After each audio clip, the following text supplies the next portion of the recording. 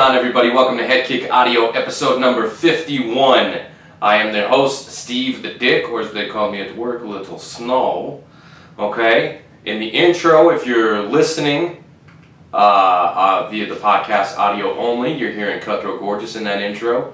Okay, and then in the outro, whether you're listening or viewing, it's going to be By the Gods, my buddies. Okay, and if you're watching via YouTube, in the intro, you're going to have By the Gods there. So shout out to both bands. I know Cutthroat's got a show coming up, maybe somewhere in this general area. I'll post up the flyer. July 18th, they're releasing their second album. Super stoked for that. It's going to be a fun show. I encourage anybody who is in the vicinity of Arizona just to come down to Tucson and check that shit out. It's going to be a lot of fun. As you can see, we got some cool shit on the table. We got Bink, this little guy over here. That's courtesy of my boy Liam. He's the guy that did the lights. Okay, you see this right here? That's Father's Day. That was a Father's Day gift from the kiddos and the wife. So, and of course, on the table we have our affiliate, HK USA. Premium shit. Go check them out. Maybe we'll get together and do some type of deal online where you can get, you know, some sick shit, man. It's good stuff. It's good stuff. And we got Wally and coffee today. No cervezas, no cervezas. We're going to keep it chill today. We're also going to try and keep it relatively short. I'm liking the shorter episodes anyways. Look, my set looks beautiful. It's almost to where I want it. Okay, so let's just go ahead and recap. UFC Fight Night, Blaydes versus Volkiv. This was two top 10 heavyweights in the UFC's heavyweight division, obviously. Curtis, known wrestler, smothering, very high pace, usually known for a pretty decent gas tank. And Volkiv, generally a striker with some decent grappling of his own. So that was your headliner, and then the co-headliner you had Josh Emmett taking on Shane Burgos. Again, two top 10 featherweights, and this was a banger. Okay, so real quick, we'll start from the bottom. Now, I will, excuse me, I will let it be known that I missed the first fight. I missed Austin Hubbard versus Max Rohskopf. I can't say his last name, so Hubbard versus Max, I missed that fight. I did hear that Max quit on the stool between rounds 2 and 3. I watched that happen, right? Not live, but I watched like a video of him tapping out on the stool.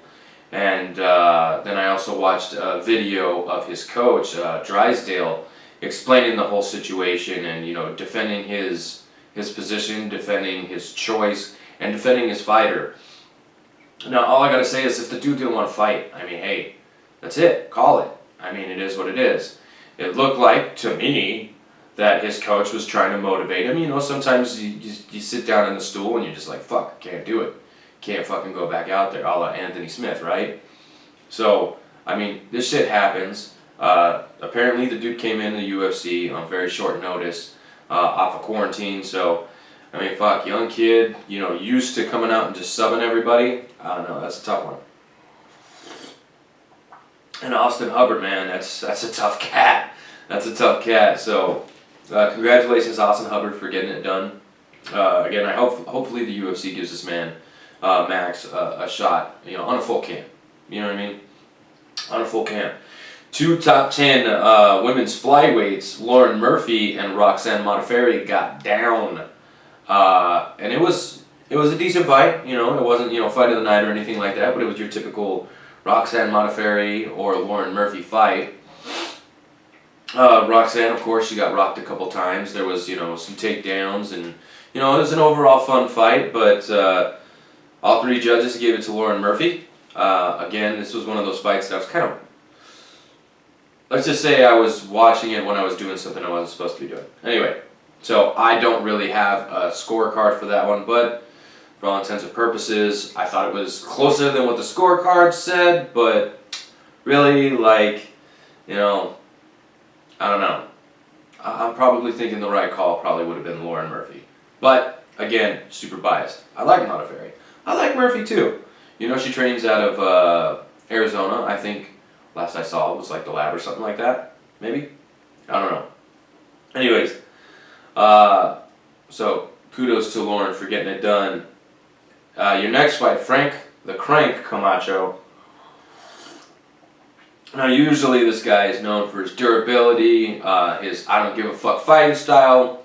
Super stoked whenever this guy's on a card. Okay, he's fought the likes of Drew Dober, which that was a firecracker of a fight. I mean, the dude's fought as high as welterweight, I believe, in the UFC at least. And he was taking on late notice replacement Justin Jaynes. And the fight did not go Camacho's way, as a matter of fact. I believe it was, less than a minute. Less than a minute. And Justin Hayes, he had just fought on Wednesday, from what the broadcast was saying on that Warrior Wednesdays. It's on UFC Fight Pass if you guys want to check that out. But he had just fought, so I'm assuming he probably was thinking, hey, I don't have a gas tank, so I need to, end this fight quickly. And, the fact that I took it on short notice and the fact that I at least tried to finish it in the first, if I don't finish it in the first, UFC's going to give me a second shot. Absolutely. I think anybody during this fucking pandemic that fights shouldn't lose their job. Period. Okay? That's just me. You know what I mean? You're fighting in a time when a lot of fighters don't want to fight. Don't get me wrong, a lot of fighters do want to fight, but a lot of them are also not fighting. So I think if you're fighting during this time, your job should be safe. And the UFC brass should take that under advisement. Again, just my opinion. But Justin Jaynes getting it done relatively quickly against another tough dude. So instantly making a splash in the lightweight division. And I believe that Camacho even missed weight by 2.5 pounds for that one. So he got a little extra on top. Okay. Gillian Robertson defeated Courtney Casey via rear naked choke in the 3rd round. Courtney Casey making a really quick turnaround. She just fought like a month ago where she subbed. Who did she sub? I don't remember. But Gillian Robertson is known for her ground game. That's like her fucking thing. And she controlled the fight for, the majority of the fight, right? She got Courtney Casey down on the ground, to where she's more comfortable, and eventually got the submission in the 3rd round. So she's looking pretty good right now. I mean, Courtney Casey, this is only her 2nd fight at 125. Shh. Anyway. Only her 2nd fight at 125. I think she looks good in that weight class. Way better than the strawweight. She's too big. She's too big. Okay? So she's reinventing herself at flyweight. And really, stylistically, this was a bad matchup for Courtney Casey. It really was. Courtney Casey is more of a striker. I'm not saying that she doesn't have, wrestling, submissions, or grappling, because she does. But, when you're fighting a girl, that's all she does. That's all Gillian Roberts does. Is just grapple. So, I don't know. Bad matchup, but, either way, I wanted Courtney Casey to win, but Gillian Robertson winning, it doesn't, upset me at all. She's a cool chick. I'm cool with that as well, but I picked Gillian to win. And I don't know if I called that perfectly or not, but... Marc-Andre Barriault defeated Oscar Piota via 2nd round TKO. Right there at the end of the round 2, Barriault came out with a real, crazy pace and pressure, just right off the bat. And, over the course of 2 rounds, he just wilted Piota away, and he needed the win. He absolutely needed the win, so kudos to him. Tisha Torres versus Brianna Van Buren. This was a fight I was looking to the most. Okay, this was the fight I was looking to the most. When I interviewed Brianna Van Buren, this was the fight that we were talking about when and if she had ever made it to the UFC. Was going to be the Tiny Tornado Tisha Torres. We talked about this fight, and we wanted this fight. And when she made it to the UFC, I was like, oh, come on, book that fight. And we finally got it, and unfortunately, it looked like Brianna Van Buren was just, a little bit too hesitant to pull the trigger, and that might have been because of the offense of Tisha Torres. Now, I don't want to say that, fucking BVB just fucking, was trigger shy and that's why she lost. No. Fucking Tisha Torres fucking absolutely had a perfect game plan, and she was so fast. So fast. She looked as good as we've ever seen her look. It was pretty, if you want to see 2 chicks, I don't know, even know what I'm trying to fucking say there. But look, it was a fucking fun fight. Even though BVB didn't win, she gained a tremendous amount of respect for me because she was taking some really nasty body shots. Tisha was going to the body a lot, and it was nasty, and BVB she kept coming forward with, pressure, but not really a whole lot on the offensive side. So hopefully she can regroup and fix that. I think she does. Like, she could be a problem for the division. And Tisha Torres now, she's won a fight. So now it's time to rebuild and get towards title contention once again. So let's hopefully see her do that. I'm not sure who I'd like to see her face next, but I mean, the strawweight division is absolutely stacked, and I really could care less who she fights against next, as long as it's quickly. Bobby Green defeated Clay Guida over 3 rounds for a unanimous decision, was it? Yeah. Okay, so this was a typical Bobby Green fight. Lots of trash talking, lots of hands down, fucking putting his head out forward, trying to bait you into something, and it worked against Clay Guida. Clay Guida is usually like a pressure fighter. He likes to come forward, lots of movement, and I don't know. I think it wasn't a horrible fight, but it wasn't Emmett Burgos. You know what I'm saying? So, and that's something that we've come to like about Clay Guida and Bobby Green is they kind of put on exciting fights. And this one, you got two exciting fighters, and I don't know. I don't really know. Like I said, it wasn't a bad fight. It just wasn't a great fight. But Bobby Green definitely won, in my opinion. I don't have any problems with that decision whatsoever, and I'm gonna go ahead and move on.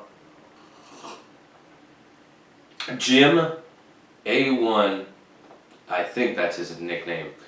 Jim Miller defeats Roosevelt Robert via armbar, less than half a round, and Roosevelt Roberts gave it to him. Okay, I think Roosevelt was just thinking, everybody forgets how good Jim Miller is, and I don't give a fuck who you are. I love Jim Miller, okay? Not like, Brokeback Mountain loved Jim Miller. I'm talking about, that's my fucking guy. You know what I mean? He was one of the guys that, actually made me want to fight. You know what I mean? So, Jim Miller is just so crafty. So, the way he set that up was pretty cool. You know what I mean? But he's just so fucking crafty and so veteran savvy that I think a lot of these younger kids, they just fucking forget. Or they think, oh, cool, yeah, I'm going to get a win over Jim Miller, and it's going to do a lot for my career. Jim Miller doesn't win all his fights, but he's still a dangerous motherfucker, and one of the nicest fucking dudes. Now, of course, I don't know him personally. I can only go off of what I see, and what I see, Jim Miller's the fucking man. You don't like it? Fight me. I don't fucking care. But Jim Miller gets it done, first round. There you go. I picked him to win. I just don't remember how. Bilal Mohammed defeated Lyman Good via unanimous decision over 3 rounds, and that was another very close fight. I think if Lyman Good had not been looking for the knockout, the scorecards would have been either a lot closer or he probably could have won a decision because he was definitely the bigger puncher, right? I mean, he looked a weight class above Bilal Mohammed. But remember the name?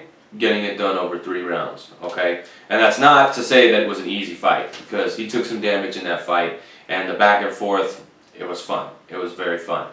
So, it was actually right up there for a fight of the night, in my opinion. But somebody kind of fucking stole that shit, and we'll get to that. Raquel Pennington, looking the best she's ever looked, over Marion Renault, getting it done, unanimous decision. Now this is all I'll say. That's the best I've ever seen Raquel Pennington look. I picked Renault to win the fight, okay? She did not win. She did not win, okay? Not to say it wasn't competitive, but Raquel, she looked pretty decent, man. She looked pretty decent. So it'd be interesting to see who they put Raquel up against next. 11-8 now. These girls are in the top 10 in the bantamweight division. So it's a good move. It's a good move. And I actually like the matchup. I had 0 issues with that matchup. Both girls are kind of older in the division. They're kind of floating around that top 10 range. I thought this was a perfect fight to see who's got it and who needs to fucking move on. You know what I mean? And that was your featured bout. So now let's get to this co-main event. Because this shit was fucking fireworks. This shit was dope. I love this shit. I'm actually going to probably talk about this more than I'm going to talk about the main event. Because Josh Emmett and Shane Burgos, I can't say enough about it too. Okay, Josh Emmett, when he's on, that motherfucker's on. And within the first minute of the fight, he tweaked his fucking knee. I think it was the first minute of the fight, he tweaked his fucking knee. And it turns out it was like an ACL tear. Okay? And he fought this entire fucking fight with that fucking shit on his knee. And, I mean, he won. It was a unanimous decision over 3 rounds. Now, that's not to say that it wasn't, it was a firecracker fight. Both guys were fucking throwing, they were throwing caution to the wind. Not like, you know, fucking Diego Sanchez, Gilbert, Melendez. There you go. So, it wasn't like that, but these guys were throwing fucking heat.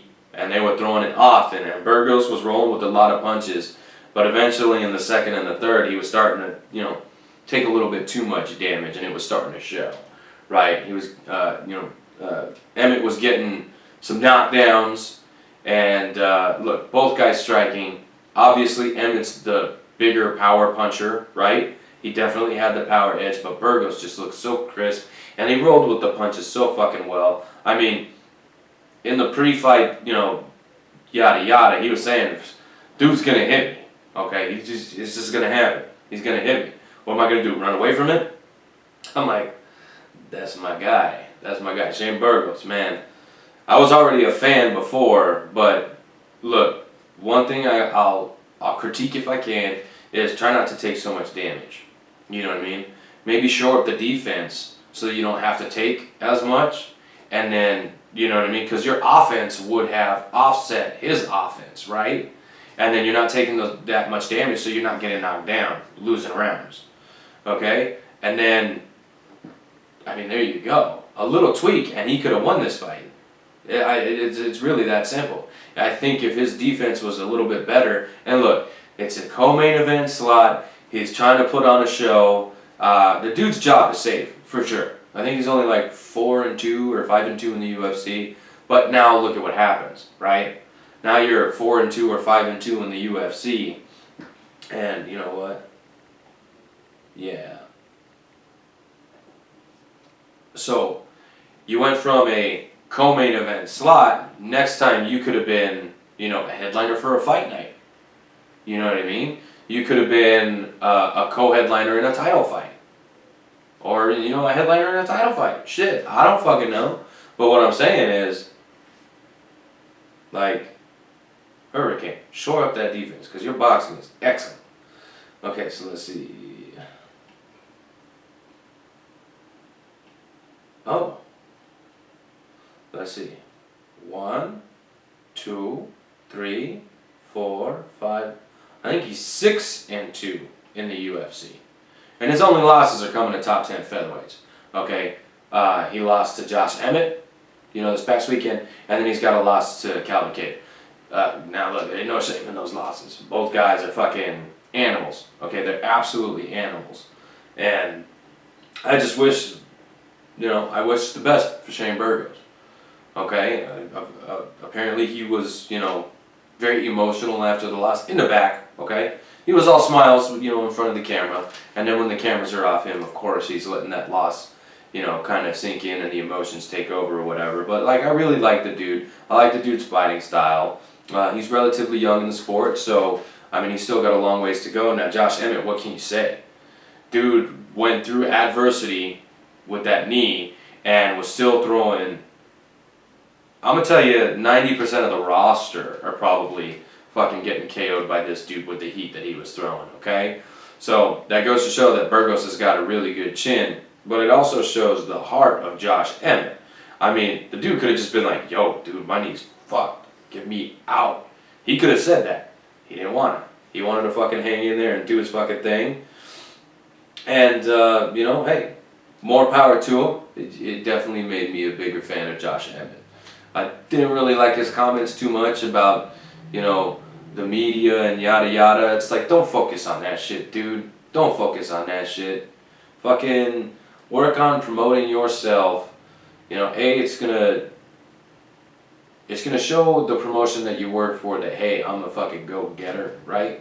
Because now, I don't know if it's just me, but like, okay, so the whole idea of promoting, right? I've heard a lot of people on social media say, well, who should that burden fall on? Should it fall on the fighter or should it fall on the promoter? Now, here's my 2 cents, right? I look at it as the UFC is management and the fighters are associates, right? If you want management to notice you and promote you, you have to show that you're dedicated. You have to show that you're a hard worker. You have to show that you can handle, a fire. You have to show, you know what I mean? You have to show management all these things before they can promote you. I kind of see it as that. Like, the promotion has all these associates, and they're like, okay, well, who's a go-getter? Now, don't get me wrong. A lot of the times it's like, okay, we could really get behind this, and we could push this, right? But look at the fighters that get promotional push, right? Look at the Macy Barbers, the Conor McGregors, the Ronda Rouseys of the sport. Okay? They have, like, that factor. But that factor was noticed before they were in the UFC. You know what I mean? So it's not just the UFC signed them and was just like, okay, cool. No, they signed them because of this.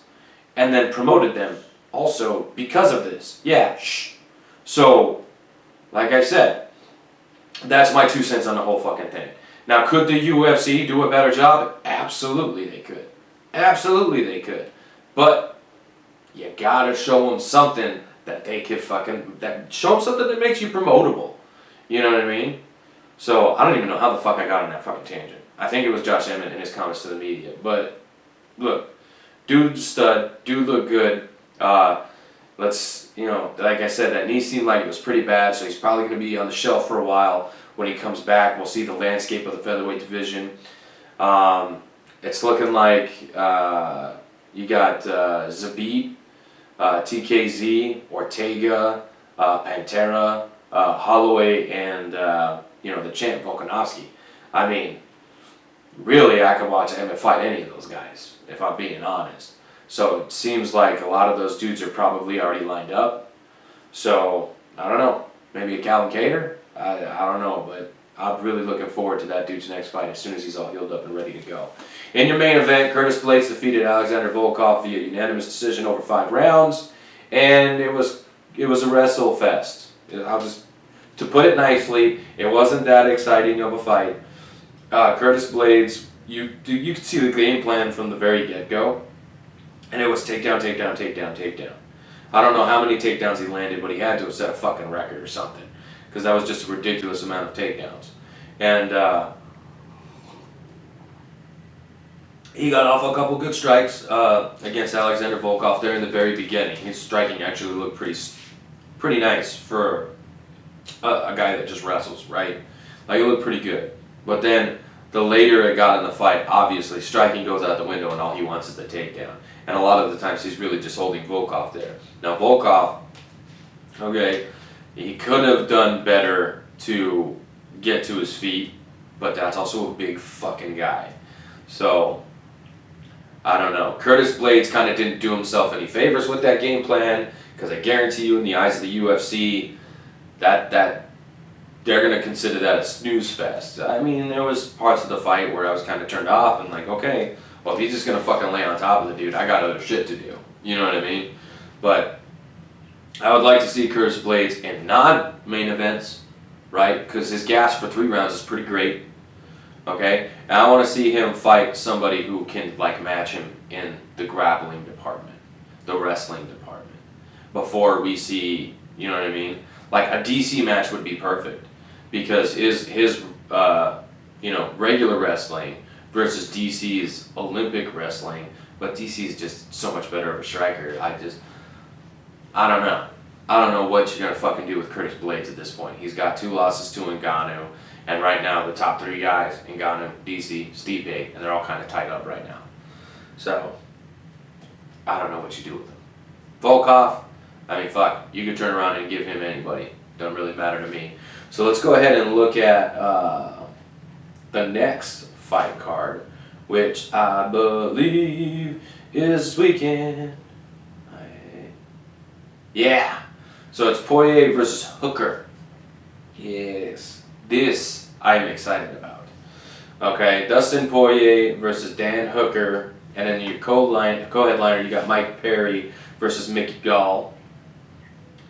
Okay, let's see. Number 4 versus number 5 in the main event. And then, yeah, there's not really a whole lot of rankings after that.